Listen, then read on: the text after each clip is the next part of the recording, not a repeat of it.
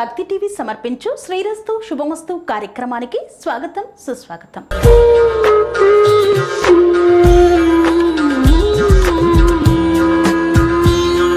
శక్తివంతమైన ఆలయాలకు చరిత్రకు నెలవు మన దేశం.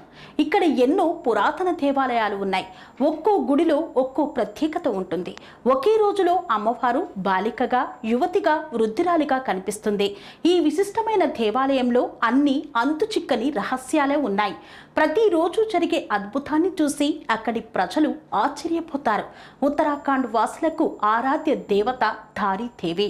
అలకనందా నది ఒడ్డున ఉన్న దేవాలయంలో కొలువు తీరిన దారీదేవి విశిష్టతను ఇప్పుడు మనం తెలుసుకుందాం.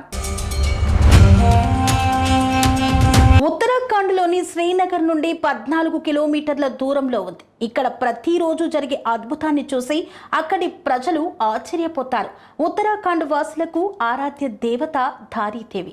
కాళీమాతకు మరో రూపమైన దారీదేవి చార్ధామ్ క్షేత్రాలకు నాయిక అని చెబుతారు. బద్రీనాథ్కు, శ్రీనగర్కు వెళ్లే దారిలో కల్యాసౌర్ గ్రామంలో అలకనందా నది ఒడ్డున ఈ దేవాలయం ఉంటుంది. ఈ దేవాలయం అలకనందా నది ప్రవాహాన్ని నియంత్రిస్తుందని అక్కడి వారి విశ్వాసం.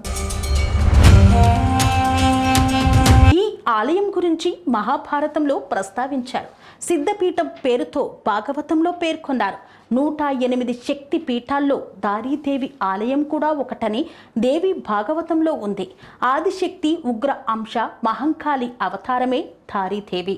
భక్తితో కొలిచిన వారిని అనుగ్రహించే దేవత అయిన దారీదేవిని ధిక్కారిస్తే అంతే కీడు జరుగుతుందని ప్రజలు బలంగా నమ్ముతారు. క్రీస్తు శకం 1882లో కేదారినాథ్ ప్రాంతాన్ని ఓ రాజు పడగొట్టాలని ప్రయత్నించాడు. ఆ టైంలోనే కొండ చర్యలు విరిగిపడి కేదారనాథ్ ప్రాంతం నేలమట్టమైపోయిందని స్థానికులు చెబుతారు. ఆ ప్రకృతి విపత్తు వేల మందిని బలి తీసుకుందని కూడా ప్రచారంలో ఉంది. దీన్ని ప్రత్యక్షంగా చూసిన ఆ రాజు తన ప్రయత్నాన్ని విరమించుకొని పారిపోయాడట.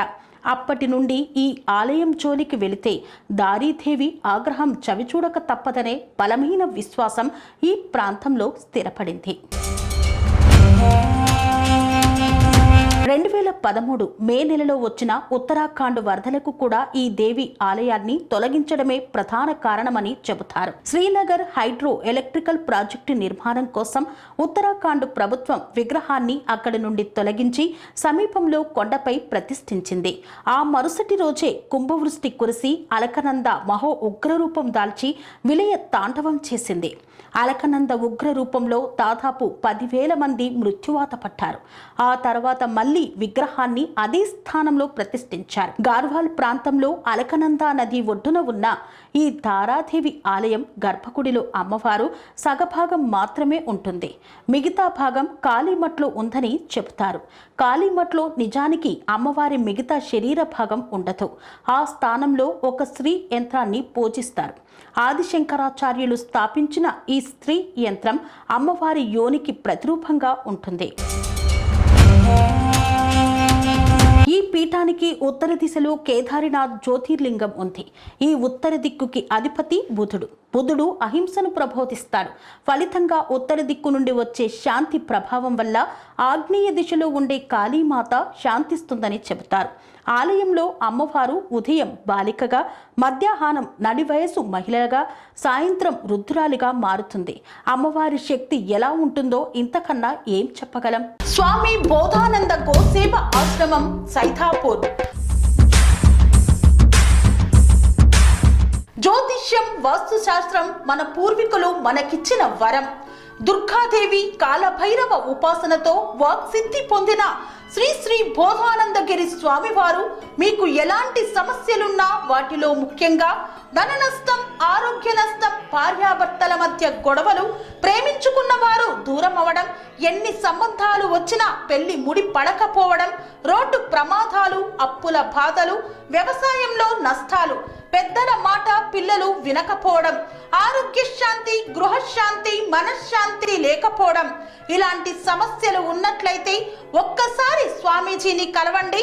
మీ సమస్యలకు తగిన పరిష్కారాన్ని పొందండి. అంతేకాక అన్ని రకాల వ్యాధులకు గోపంచకవ్య మరియు మూలికా వైద్యం చేయబడును. నమ్మకంతో రండి, ఆయురారోగ్యాలతో వర్ధిల్లండి. మా అడ్రస్ స్వామి బోధానంద గోసేవ ఆశ్రమం, సైతాపూర్, వీరభద్రస్వామి గుడి దగ్గర, యాదగిరిగుట్ట. సంప్రదించవలసిన నెంబర్ 9849213754 మరియు 9618034138.